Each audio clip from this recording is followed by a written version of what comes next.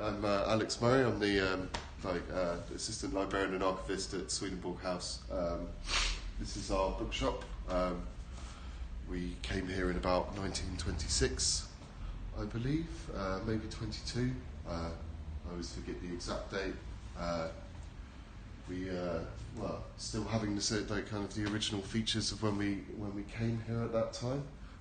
We moved over from 1 Bloomsbury Street, I believe, when the lease on that place ran out.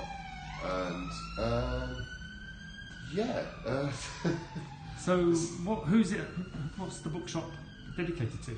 Okay, right, yeah. So the bookshop and the society itself is dedicated to the 18th century scientist, philosopher, and Christian mystic Emanuel Swedenborg, who is quite a major influence a lot in sort of British culture. Like William Blake was very influenced by him.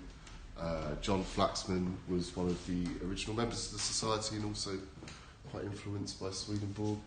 Coventry Patmore, who famously wrote that fairly sexist poem, The Angel in the House, that Virginia Woolf claimed to wish to kill. He was also a member of the Swedenborg Society in the Victorian period. We tend to stock a collection of Swedenborg's original sort of scientific works and his theological works, and also a collection of people who are influenced by him and secondary texts on Swedenborg as well. So what's in this cabinet here? These are sort of earlier editions and Latin editions, I think, on that side. This is actually, this particular cabinet is a sort of overspill from the library at the moment, and some of our sort of books that we have in duplicate. But going through it recently, we discovered some stuff that was actually not in our library proper. So there's been a mix-up somewhere down the line, and we need to actually properly go through all of this. And what are these books? How old are they? Well, some of these will be dating back to late 19th century.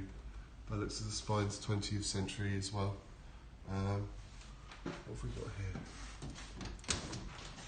Let's have a look. I think these are meant to all be Swedenborg's texts, but this looks like a James John Garth Wilkinson one. Yeah, James John Garth Wilkinson, Revelation, Mythology and Correspondences, 1887. Most of this stock is probably late 19th century, to be honest. Yeah. And what's the purpose of this shop and the society? Well, we also have other facets. We're a library and big event space and a publishers and several other things as well.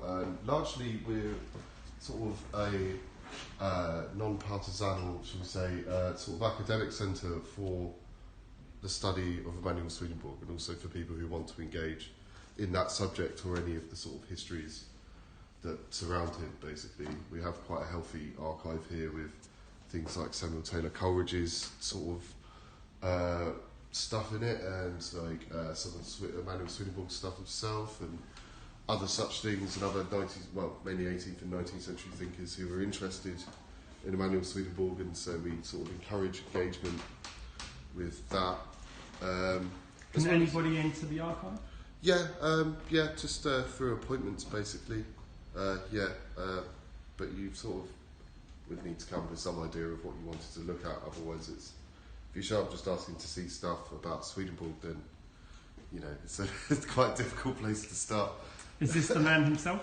That is indeed Emanuel Swedenborg. There's also a smaller one of him just there, and one in that cabinet as well, which is a bust I haven't seen before. So just take us through his life briefly. Okay, well, Swedenborg was born in 1680s, yeah. Basically, was the son of a bishop, Jesper Swedenborg, and then got quite interested in the sciences and spent a lot of time touring Europe, meeting with various people. He attended Isaac Newton's lectures. Linnaeus was related to him by family, I think, and was the sort of mentor in his life. But he met most sort of popular sort of 18th century scientists and natural philosophers and early astrophysics, I suppose, and so on and so forth. And then he went back to Sweden and tried to become part of the university life there.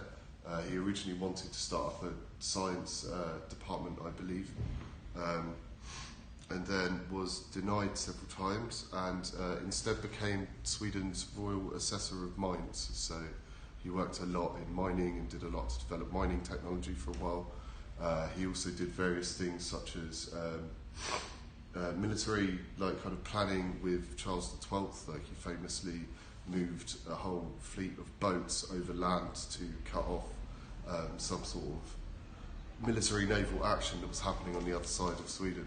And then through his sort of scientific works, became more and more interested in the question of like sort of, well, the final cause, the kind of, you know, general sort of thing that a lot of natural philosophers in the 18th century were following. And then round about that time started having quite strange dreams, which are all documented in his dream diary, which has been published.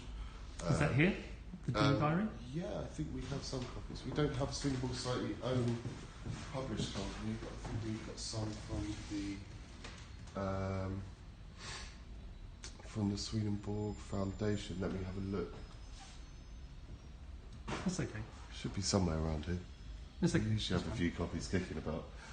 So the dream diary. Yeah. I'd say he started having a series of like kind of strange dreams, basically, and like sort of like semi-visionary experience of like sort of hypnagogic moments of being thrown out of bed and feeling that he was in the presence of Jesus Christ and stuff.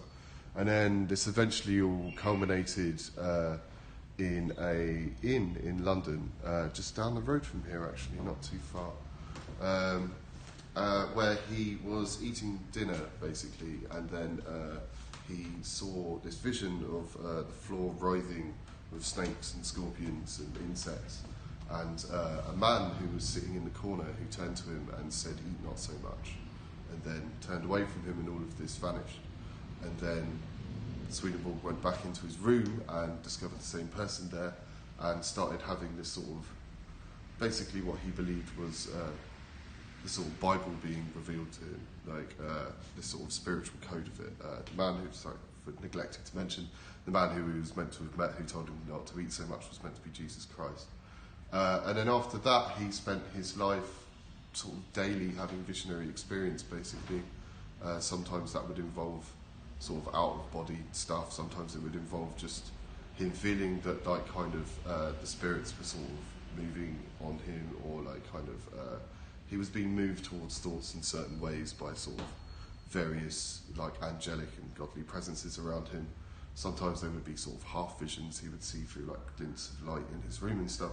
But he started writing like theology about what he believed his experiences were, basically, and what he believed was the sort of message that was being transmitted to him. And he sort of spent the rest of his life writing theology, but it was all sort of tied into his like kind of previous scientific beliefs anyway. So there was this kind of meeting of like Swedenborg the scientist and Swedenborg the mystic as this sort of meshing together, basically. And the central tenets of his doctrines are sort of the same as most Christian mystics, really. It's sort of like kind of unremarkable in that sense, but a lot of Christian mysticism is, which like it's written right here, actually, the central tenet of Swedenborgianism. The love of self is hell and the love of others is heaven. Swedenborg believed that all sin derived from the love of the self, and that that the only way to be truly heavenly was to love others and be as charitable as possible, and to, you know, make connections built on this love, basically. And that's sort of, the central point of Swedenborg's theological thought, really. Everything else sort of spirals out from that. So, fantastic. So, just who are you again? I'm Alex Murray. I'm the librarian and archivist at Swedenborg House. And where are we? We're on Bloomsbury Way, like just near the British Museum. And what times are you open? We open from 9:30 in the morning till 5, I think. Yeah. Monday to Friday? Yeah. Thanks very much. No worries. It's okay. Take care.